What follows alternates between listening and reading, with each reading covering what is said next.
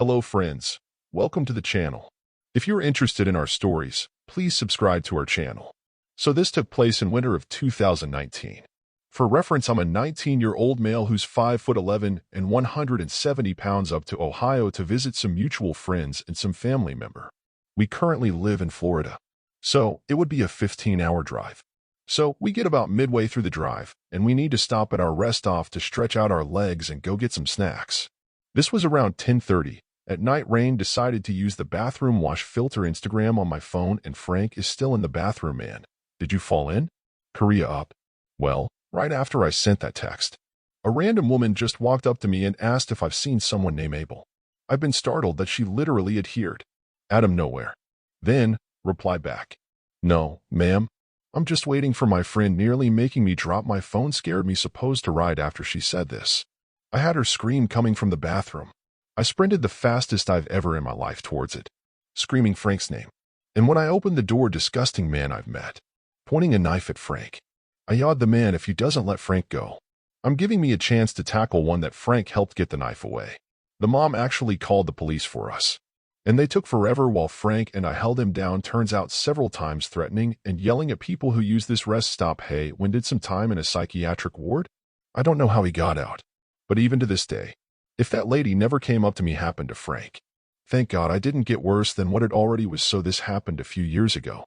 I was around 10 years old, and I've been traveling to Georgia to visit my grandfather. After a long drive, my family and I had decided to stop in some crappy town in Alabama. Since we had the opportunity, my mother decided to change my baby brother's diaper and send parking lot. We didn't think much of it, and we didn't see anyone nearby. Big mistake.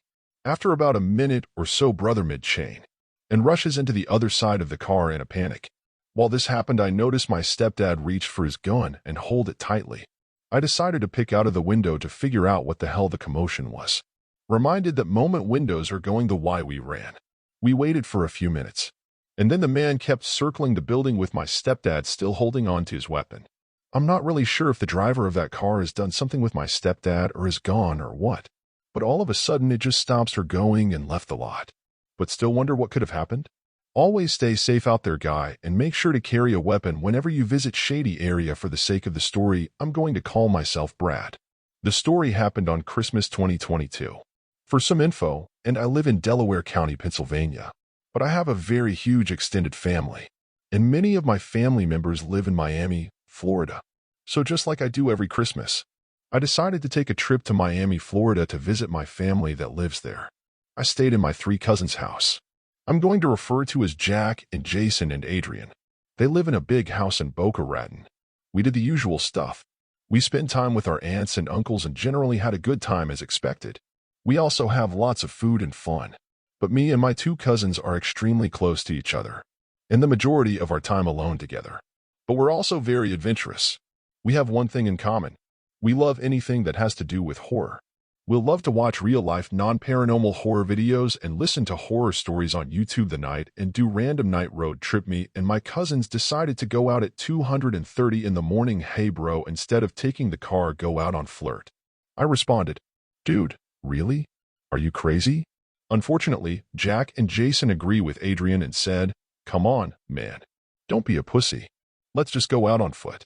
I gave him to the peer pressure, and I went along with them. We went for a long walk. We watched for maybe about 50 minutes for an hour. Possibly even more. Didn't think scared at all. So I tried to suck it up as much as possible. After about an hour of walking, we got bored of walking on a wall stretch of Indy Road, so we decided to walk into a Portland neighborhood shady area. Adrian, being the tough guy, then said, everything will be fine. There's nobody out here. Quit crying, little cousin, it's fine. We're walking to the Portland neighborhood, and we followed dance and decided to sit there.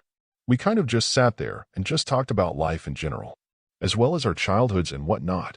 After about 30 minutes of sitting there, ride in the distance with her gunshots, automatic weapons, and with someone SUV just in the distance. Adrian then responded with, dude, what the fuck? Bro, we should probably get out of here. I said, but it was too late. The SUV was a black lane model Dodge Durango 392, sped down the road right to us and then pointed a pistol at us. Yelling frozen the fear down my wallet, and I gave the maniac the only $50 that I had. The maniac also took money out of my other cousin, but at that moment we both knew we're going to die. The driver's been sad. Bro, we're not going to kidnap anybody tonight. Just get in the truck and let's get the fuck out of here. They just sped away under the darkness and just like that decided to run out of the neighborhood. We ran for a good while until we were pretty far away from the shady area. Then we walked back home. We didn't even bother calling the police because the Durango didn't even have a license plate. So there really wasn't much they could have even done. We also didn't tell anyone in our family about it, and they probably would have gave a shit for being stupid enough to go out on foot at 2 a.m. Now we do still go out at night. This are my advice to anybody listening to the story. Even though you might be a big, tough, muscular guy, you will never win against the maniac with a gun. Please be careful out there. I'm a female and I went to a mirror the very first time with my boyfriend, over on our road trip from LA to San Francisco. Before we went there, we had booked an Airbnb for the night. The Airbnb was a caravan and someone fired yard. We agreed to just go grab some food and go back to the caravan and have an evening with some board games. It was around 8 p.m. that my boyfriend and I were going to shower. The shower stained cold, so we had texted the owner. The owner wasn't home, so he just tried to help us through the phone. The water still didn't get warm, but it was fine for that night because of the heat outside. Within shower and play some board games. At about 9:30, I can't remember the exact time, the person stopped in front of our door and didn't move. I called out to him. Hello. I know. Probably not smart. But we really thought it was the owner. The person that tried the door handle. So my boyfriend opened the door. There was a man at the door. But then Sadwisha responded with, "Yeah, we're good, but the water is cold here." The person appeared to be Hispanic. And his eyes were really weird. I can't even explain it. But the worst part is that he had a tattoo from a teardrop under his eye. People, while we sent to is bad news that it's for the number of people who were killed. I don't know if that's true or not, but it gave us the creep. Before the man could answer, we then heard the owner screaming. The owner called the cops, and they were literally me there in about 5 minutes. The owner apologized to us, and he told us that the man had been in his house when he came home. That the owner sent him away and went upstairs to put his kid in the bed, and he had the feeling it wasn't us. So that 21 to go check it out and inform. And they actually found them at the other side of the little village. I was so happy they got him. Just to be sure, we had packed up our stuff already just in case he came back and maybe brought one of his friends or something the next time world. The story happened in June of 2020, and I still think about it often. I'm so glad my boyfriend is a big guy and that he opened the door. I really don't want to think about what he would have done if it was me who opened the door and if my boyfriend wasn't even there.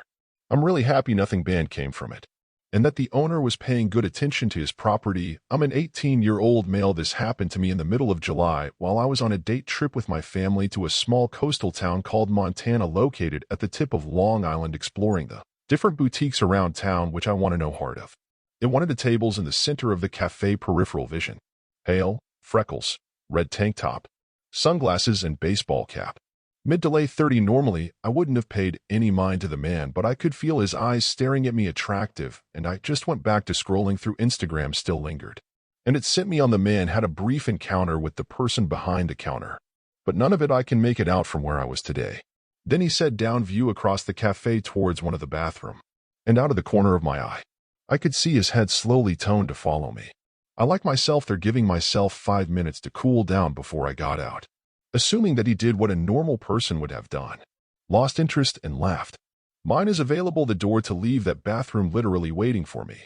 I felt a horrible feeling in the pit of my stomach. If I quickly turned away and sent on my table text to my parents and asked, "Where are you guys?" While the man then entered the bathroom, I just left. Meanwhile, the bathroom line next door was totally empty. The door wide open for him to go if he needed to. This is what I knew. He was targeting me. I felt like I was just prey.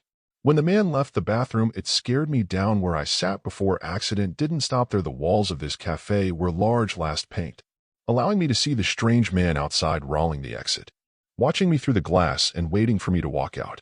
I don't know what he wanted, but I stayed put right in front of the cafe.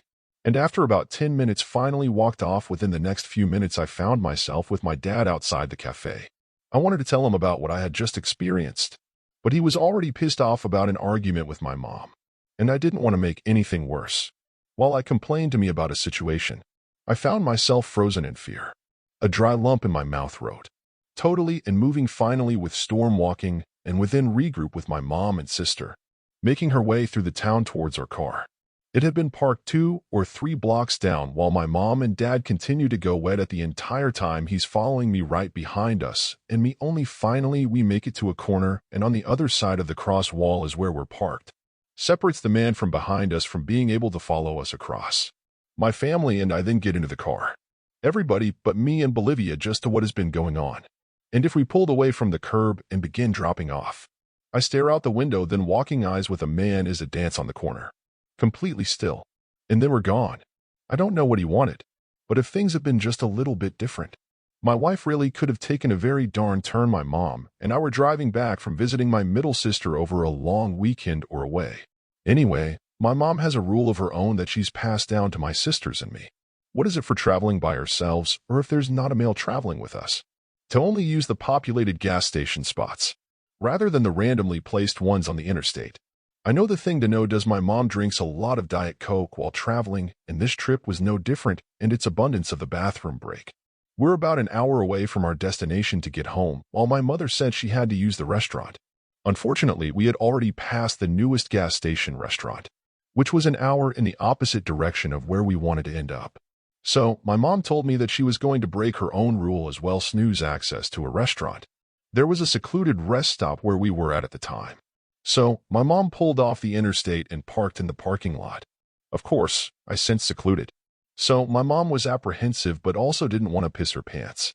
She pulled up, parked, and she told me to wait in the corn, walk the door, wash, mostly because the car would have been without anyone watching, but also because she didn't want to take me in there if something sketchy actually happened, and I walked the car door, so she went into the rest stop. Now, I want to remark that when we first got to the rest stop and I sensed secluded, there was only one other vehicle there with no one in it. There were free lifestyle. So, it wasn't horribly dark, but it was still weird. Anyway, so I'm waiting for my mom to come out of the bathroom. And about 10 to 15 minutes go by before starting to get kind of worried. Rode in less than about 10 minutes, and I still had to go to, so I was finally annoyed. I did not really understand what she was motioning for. She was solely using her hands and nothing else. Wrong, Mom? She looked at me, then back to the door to the rest stop, then said, "You're not going in there.